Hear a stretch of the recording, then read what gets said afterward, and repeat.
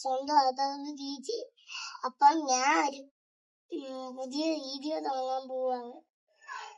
നിങ്ങൾക്ക് എന്റെ വീഡിയോ ഇഷ്ടപ്പെടുവാണെങ്കിൽ ലൈക്ക് ചെയ്യുക, ഷെയർ ചെയ്യുക, സബ്സ്ക്രൈബ് ചെയ്യുക. അപ്പൊ നമ്മൾ പുതിയ വീഡിയോ തുടങ്ങിയാലോ?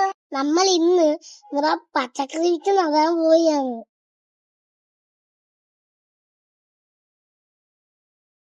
നമ്മളിപ്പോ വെണ്ടവിത്താണ് നടാൻ പോണത്.